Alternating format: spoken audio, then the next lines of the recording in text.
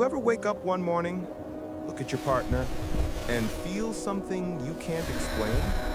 Not hate, not anger, just distance. A quiet gap, a shift. A spark that used to be there suddenly isn't. And the strangest part, it doesn't happen during a fight. It doesn't happen during a breakdown. It happens on an ordinary morning. Like nothing is wrong, but everything is off. People think marriages collapse from big arguments, but the truth? Most marriages die from silence, from tiny, unspoken moments that stack up, from invisible wounds no one talks about. Here's the part nobody admits. A marriage rarely loses its spark because the love ended. It loses its spark because people stop showing the love they still feel. Not on purpose, not maliciously, but slowly, quietly, subtly. And that's why today's story matters. Because what I'm about to reveal is the real reason marriage is dim from the inside. And why, if you don't catch it now, it becomes almost impossible to bring the spark back. But stay with me, because the twist in this story doesn't show up until the moment you least expect it. And when you hear it, you'll understand things about your relationship that no one ever taught you. Here's the truth that shocks people. A spark doesn't die like a flame. It dies like a memory, slow enough to ignore, fast enough to regret. It disappears in the routines you stop questioning, in the conversations you stop having, in the smiles that slowly turn into nods, in the touches that become accidental instead of intentional. You tell yourself it's normal. You tell yourself it's life. But something inside you feels the shift. And then the real danger begins. Because once the spark fade starts, your brain makes a dangerous mistake. It begins replacing curiosity with assumptions. You stop asking how they feel. You start assuming you know. You stop checking in. You start checking out. But here's the twist. Most people don't lose the spark because they change. They lose the spark because they stop witnessing each other. Think about it. When you started dating, you noticed everything. Every mood, every tone, every look. But somewhere along the way, you stopped seeing them as a new story and started seeing them as a routine. And nothing kills a spark faster than treating someone like a habit. You felt this, haven't you? That slow drift, that subtle numbness, that uncomfortable, something's missing feeling. Hold that thought, because the moment you understand what causes this drift, you'll see something even more shocking. It doesn't happen overnight. It doesn't happen dramatically. It happens in tiny, almost invisible ways. Your partner comes home tired. You ask, "What's wrong?" They say, "Nothing, I'm fine." You believe them. But deep down, you know that fine is a lie. Not a harmful lie, not a manipulative lie, a protective lie. Because when a marriage starts losing its spark, partners begin shielding each other from the truth. I don't want to start a fight. I don't want them to worry. I don't want to sound needy. I don't want to make things worse. So you build a wall, brick by brick, excuse by excuse, silence by silence. And here's the dangerous part. The wall doesn't protect the relationship, it suffocates it. Slowly, you stop sharing the little things, then the emotional things, then the important things. Until one day, you're married, but you feel alone in the same room. But it gets crazier, because once this invisible wall is built, your brain begins to fill the silence with negative assumptions. He doesn't care. She's not interested. They've changed. They don't love me like before. Even if none of that is true, you start reacting not to your partner, but to the version of them your mind created. And that's the moment the spark becomes a memory. But listen, we're not even close to the real shocking part yet. Ready for honesty? Most marriages lose their spark because people stop showing the version of themselves that their partner originally fell in love with. Not because they grow apart, but because they grow unaware. You stop flirting. You stop complimenting. You stop being curious. You stop being playful. You stop being intentional. Not because you don't care, but because you assume they already know. But here's the uncomfortable truth. Love only feels alive when it's actively expressed. A marriage can survive arguments. It can survive stress. It can survive bad days. But it cannot survive emotional laziness. That's the reason most sparks fade. Not betrayal, not boredom, but emotional autopilot. And the worst part? Both people think the other is the problem. But the twist is, you're usually both replaying the same silent script. I'll try more when they do. I'll open up when they open up first. I'll change when they change. And that waiting game, that's what kills the spark. Now pause, because this is where the 2-minute mark usually hits in a video like this. So quick reminder, if you're still here, it means you actually care about your relationship. So subscribe before you forget, because the next part is the one most couples never see coming. Okay, let's go deeper. This is where things get dark, because once the spark begins fading, something else begins growing. Resentment. Not loud resentment, not explosive resentment, the quiet kind. The kind that sounds like, I do everything. They don't appreciate me. They don't try anymore. I'm tired of being the only one. You don't say it out loud, but you feel it. And resentment is tricky. It doesn't show up as anger at first. It shows up as withdrawal. Less effort, less interest, less enthusiasm, less connection. Your partner feels the shift, but they don't know why. So they pull back too. And now the cycle begins. You resent their distance. They resent your withdrawal. Both of you think the other started it. Neither of you knows how to break it. But here's the twist you didn't expect. Resentment doesn't come from what your partner fails to do. It comes from emotional needs you hid. It comes from hope you buried. It comes from pressure you never voiced. The spark doesn't fade from neglect. It fades from unspoken expectations that turn into silent disappointment. And the moment you understand this, your whole marriage starts to make sense. But the real shock is what happens next. You ever notice this? When a marriage loses its spark, even the smallest affection feels weird. A kiss feels forced. A hug feels unfamiliar. A compliment feels unnatural. Sitting close feels awkward. You don't mean to act distant. Your body just doesn't know how to respond anymore. Why? Because affection doesn't disappear from lack of love. It disappears from lack of practice. Love is a skill. Affection is a habit. Connection is a muscle. Stop using it long enough, and it stops feeling like you. But here's the twist.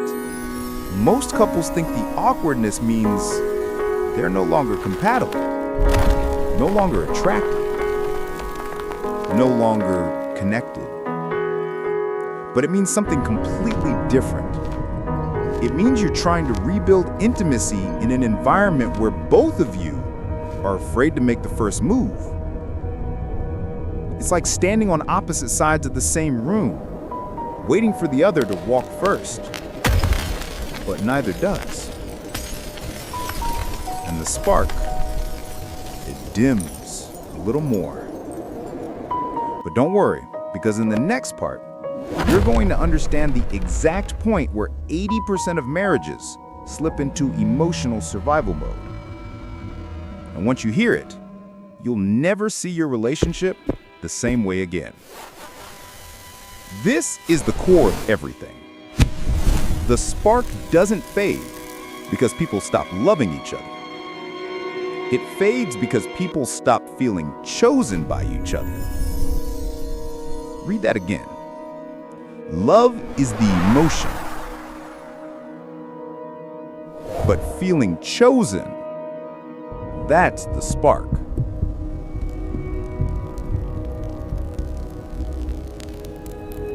When you first met, they chose you every day.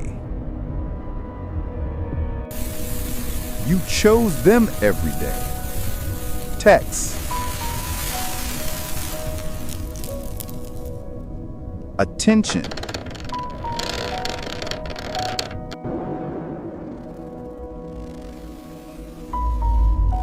curiosity,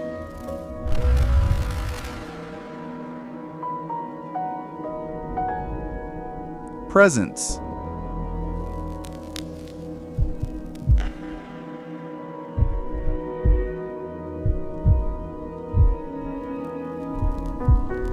effort,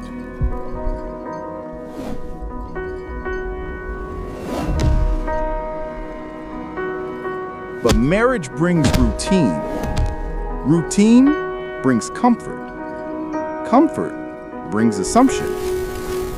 And when someone feels assumed instead of chosen, the spark begins to fade.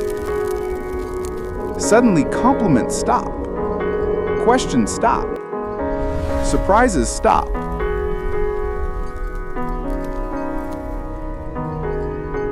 Intentionality stops. And being loved slowly turns into being tolerated. But here's the twist. You can love someone deeply and still make them feel emotionally invisible without realizing it.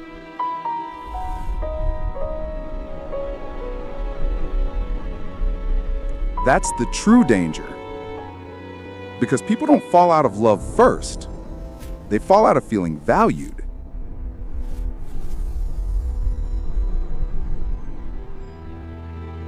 And when that happens, they disconnect emotionally long before they disconnect physically.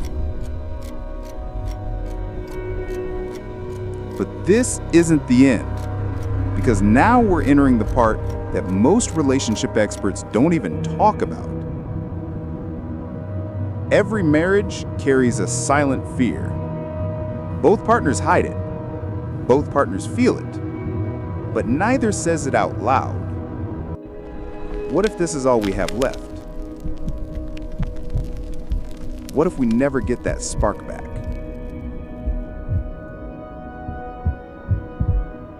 What if this slow distance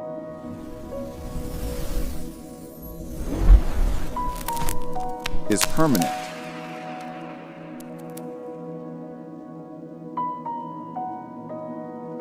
This fear is dangerous because it creates emotional paralysis. You're scared to try because if the effort fails, it will confirm your worst fear.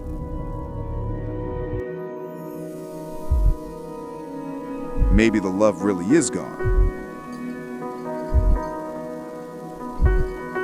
So instead of trying, you wait, you observe, you analyze, you hesitate.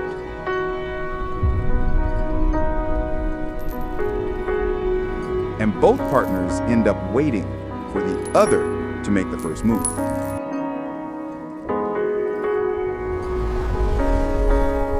But here's the shocking truth.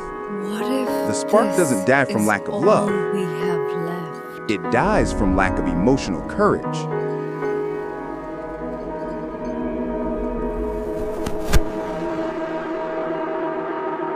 One brave conversation could fix what 2 years of silence damaged.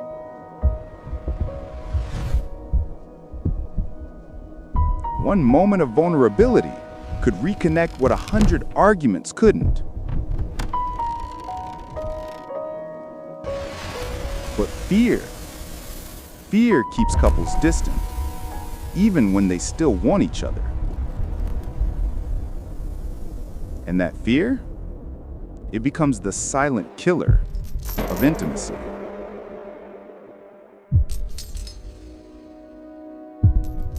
But wait, because we're finally reaching the twist you've been waiting for.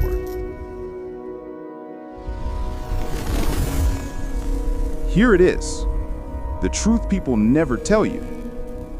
Your marriage isn't losing its spark because you're incompatible.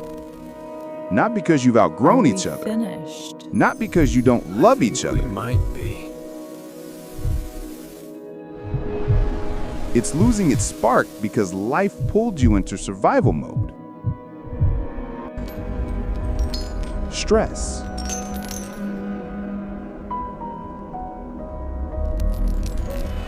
Work. Kids. Responsibilities.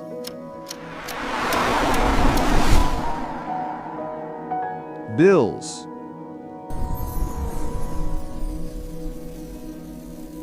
Fatigue.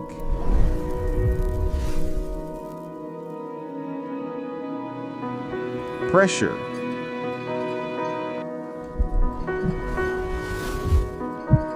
When life gets heavy, love becomes quiet. Not weaker, just quieter. You stop flirting not because you don't want to, but because you're exhausted. You stop connecting not because you don't care,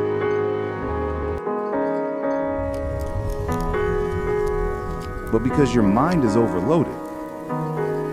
You stop being intentional not because you don't love them,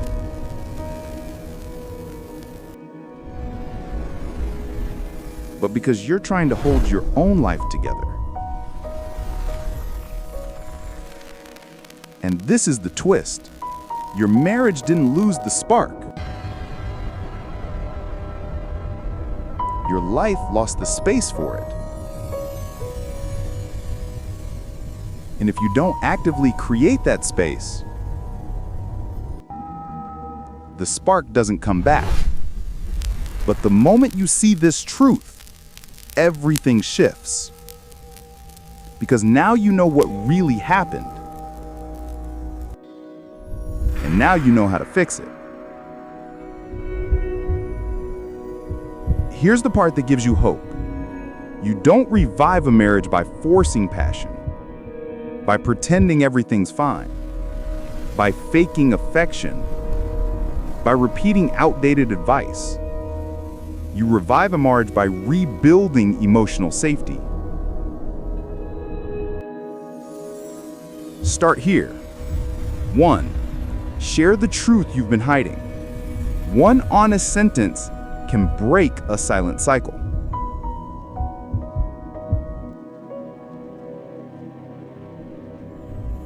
2. Notice one small thing about your partner every day. Not a big gesture, just one moment of awareness.